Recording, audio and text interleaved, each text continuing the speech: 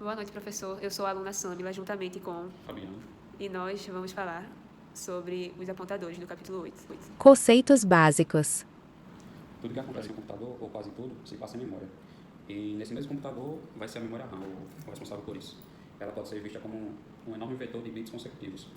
Cada um desses bits ocupa uma posição bem determinada em memória, que é identificada por um único número, que varia entre 0 e a totalidade de bits que ocupam a memória RAM do computador. E sempre que declaramos uma variável, temos que indicar qual o seu tipo e qual o seu nome. Se declaramos uma variável CH, ela vai ocupar um número de bit. Você vai declarar esse número, e toda vez que você quiser utilizar essa variável, você também pode declarar um caractere, que vai representar essa variável. O compilador vai fazer essa conversão por nós. Já que temos a variável CH, quando utilizarmos o ponteiro, esse ponteiro ocupará a posição da variável. Os ponteiros são um mecanismo particularmente flexível de manipulação de dados, pois permitem manipular diretamente dados contidos em endereços específicos de memória. E como eu disse, se você tem um ponteiro, você pode utilizar ele a qualquer momento para ocupar a posição da variável. Como eu disse, para você utilizar o apontador no endereço de memória da outra variável, você vai ter que utilizar um operador, um i comercial. E assim, o ponteiro, por exemplo, PTR, vai entrar no lugar da variável CH. PTR igual i comercial CH. E aí continua o programa. Agora eu vou falar sobre declaração de ponteiros.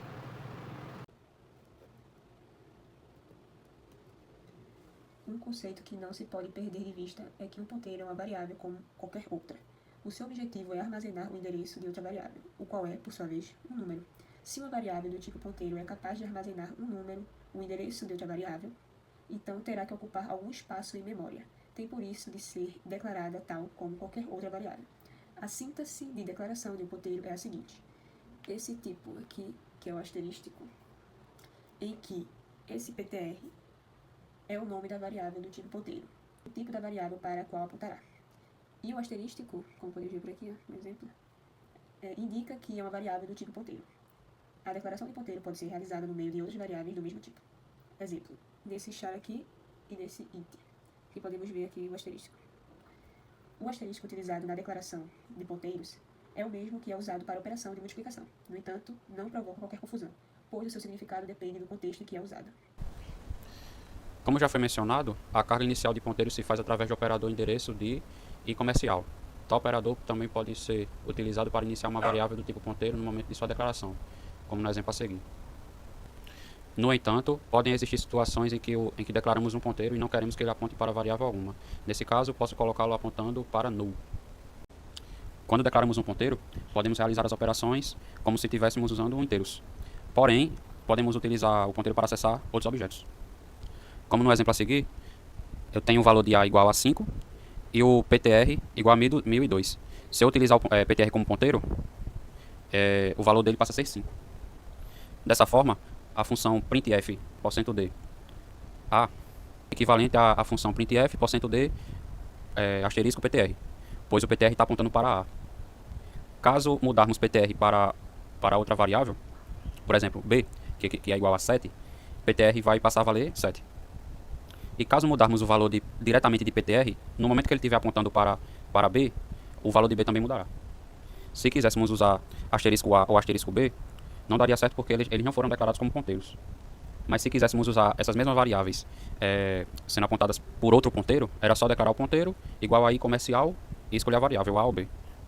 E indo mais além, se eu quiser fizer um apontador para PTR, eu não vou precisar utilizar o asterisco, pois ele já está declarado em uma das variáveis. No caso, no momento, está apontando para B. Ponteiros e tipos de dados. Primeiramente, uma das indagações mais feitas é por que os ponteiros têm que portar um nominado, ou seja, designado, paradigma, e não apenas ponteiros quaisquer, ou seja, aqueles ponteiros mais genéricos. Com efeito, os tipos de dados, como esses caras aqui, ocupam de semelhantes números de bytes em memória, podem inclusive o mesmo tipo ocupar um número de bytes em diferentes arquiteturas, como é o caso do inteiro 2 ou 4 bytes. Assim, quando declaramos as seguintes variáveis, que são essas daqui, olha, e estamos indicando ao compilador qual o espaço que ele deverá reservar para cada uma dessas variáveis. Reveja que o espaço de armazenamento de um caractere não é o mesmo que para um inteiro ou para um real. Estamos supondo que um char ocupa um byte, um int 2 bytes e um float 4 bytes.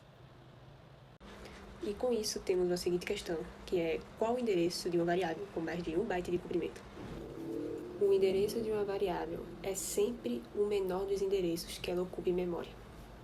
É pelo fato de as variáveis ocuparem diferentes tamanhos em memória que os ponteiros para essas variáveis terão que saber quantos bytes de memória terão que considerar. Como podemos ver aqui, a declaração nos diz que o número de bytes que irá ser considerado por cada um dos ponteiros é 1, 2, 3 e 4, respectivamente, pois cada ponteiro terá que considerar o número de bytes do tipo que aponta. Um ponteiro para um tipo x, y, z endereça sempre o número de bytes que esse tipo ocupa em memória. Endereça sempre o SIZOF, que é o x, y, z bytes. No caso, o endereçamento de um ponteiro é sempre realizado pelo operador asterístico. Como estamos vendo aqui, isso quer dizer que esse PTRA, o asterístico PTRA, considera o SIZOF, que é o x, y, z, bytes a partir do endereço contido em PTRA. Esse PTRN considera o int, bytes a partir do endereço contido em PTRN. Já esse PTRP considera o float, bytes a partir do endereço contido em PTRP. Esse é um exemplo, imagem, podemos ver sobre o que eu acabei de falar sobre. Os ponteiros normalmente são utilizados na manipulação de vetores e strings. Na nota acima, o nome do vetor é só o endereço do primeiro elemento desse vetor. Ou seja, o ponteiro vai estar apontando para o primeiro elemento deste vetor. E assim se tornando constante. E, nesse sentido, o ponteiro não pode ser alterado, porque senão você perde o valor do vetor previamente declarado. As duas formas possíveis de colocar o ponteiro PTR apontando para o primeiro elemento do vetor, a primeira é usando PTR igual a i comercial v, colchetes 0, e PTR igual a v, pois v é igual e comercial v colchete 0. Ao contrário do ponteiro v, o ponteiro PTR é um ponteiro puro. O ponteiro v acabou ficando preso ao primeiro elemento do vetor, ou seja, ele não poderia ser alterado. Já o ponteiro PTR pode ser apontado para outros elementos, como vetores, como variáveis, inclusive a outros elementos do próprio vetor ao qual ele está apontando, como no exemplo abaixo. Sendo os ponteiros números que representam posições de memória, podem ser realizadas algumas operações aritméticas, que são o incremento, decremento, diferença e comparação, sobre eles. Essas operações podem, não obstante, ser um pouco dissemelhantes daquelas que estamos habituados, mas não se preocupem, pois essa diferença só serve para nos facilitar a vida. Sobre o incremento, um ponteiro pode ser incrementado como qualquer outra variável. No entanto, o incremento de unidade não significa que o endereço anteriormente armazenado no ponteiro seja incrementado em um byte. Na realidade, se é PTR, é um ponteiro para um determinado tipo. Quando o PTR é incrementado, por exemplo, de uma unidade, o endereço que passa a conter é igual ao endereço anterior, PTR mais o XYZ. Para que o ponteiro aponta, isto é o ponteiro avança não um byte, mas sim a dimensão do tipo do objeto para o qual aponta. Já o decremento de ponteiros, ele funciona da mesma forma que eu apresentei como o incremento se executa. Agora, no caso da diferença, a operação de diferença entre os dois ponteiros para elementos do mesmo tipo e de saber quantos elementos existem entre um endereço e outro. Por exemplo, o comprimento de uma string pode ser obtido através da diferença entre o endereço do caractere /0 e o endereço do caractere original. E a comparação é também possível a comparação de dois ponteiros para o mesmo tipo, utilizando os operadores relacionais, que são esses daqui. Sendo o nome de um vetor o endereço do seu primeiro elemento, poderemos com ele realizar todas as operações a que temos acesso quando manipulamos ponteiros, desde que essas operações não alterem o seu valor, pois o nome de um vetor é uma constante. E aqui temos os exemplos. Falar agora dos ponteiros e vetores, e o acesso aos elementos. Suponhamos aqui a seguinte declaração, Temos aqui como poderemos acessar esse caractere presente na string. Aqui esse S e o 2 entre os colchetes. Temos o asterístico, o PTR mais 2. Eu vou explicar esses dois aqui. Esse aqui nada mais, nada menos é um caractere existente na posição índice 2 do vetor. E esse daqui é com PTR, contém o endereço do primeiro caractere. Se lhe adicionarmos 2, obtemos o endereço do caractere. Para obter o caractere A, bastará usar o operador asterístico, que é esse daqui. Agora esse daqui com o asterístico no conjunto de S mais 2, se S for igual ao operador de endereço, entre os colchetes 0, pode-se usar a mesma estratégia que foi usada no exemplo anterior. No caso, quando falamos sobre esse daqui. E esse de baixo, o endereçamento de elemento através de colchetes pode ser realizado também por ponteiros, como se tratasse de um vetor. Temos o vetor nos colchetes, entre os colchetes 0, como ele é nulo, não vai aparecer nada, Aí tem aqui o asterístico, o vetor 1, eu coloco mais 1, no 2, mais 2, e assim por diante. Até o vetor N, eu vou colocar vetor dele, que é qualquer número. Visto isso, o nome de um vetor é um ponteiro para o primeiro elemento desse mesmo vetor, o qual poderá ser acessado por um asterístico, multiplicando o vetor. E em relação aos outros elementos, bastará utilizar os conceitos de aritmética de ponteiros anteriormente apresentados, posicionando-se no endereço do elemento pretendido, através de somas ou subtrações, e utilizando o operador, que é o asterístico. para obter o conteúdo dessa posição do vetor, né? Se V for um vetor ou um ponteiro para o primeiro elemento, um vetor, então para obter o elemento índice n desse vetor pode-se fazer. Uma vez que os ponteiros ocupam um espaço em memória, é possível obter a sua posição através do operador endereço. Se você quiser armazenar um endereço de um ponteiro, qual tipo de variável você vai receber?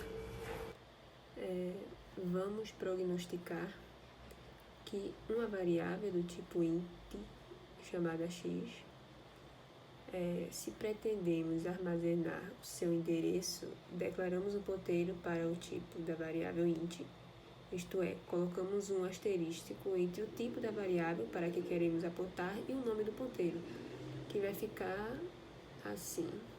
Vai ficar bem assim. Agora, se quisermos armazenar o endereço desse ponteiro, seguimos exatamente os mesmos passos, declarando uma variável do tipo ponteiro ptr de x, int, um asterístico, e colocando um asterístico entre o tipo da variável para a qual queremos apontar o nome do ponteiro. Como estamos vendo aqui, e assim sucessivamente, né? Sem qualquer limitação para o número de asterísticos. E no exemplo seguinte, os três printf colocam a mesma informação na tela. Como podemos pegar o exemplo do livro, etc. Podemos observar também que o ptr de x aponta para a variável x, enquanto o ptr e o segundo ptr de x aponta para a ptr de x.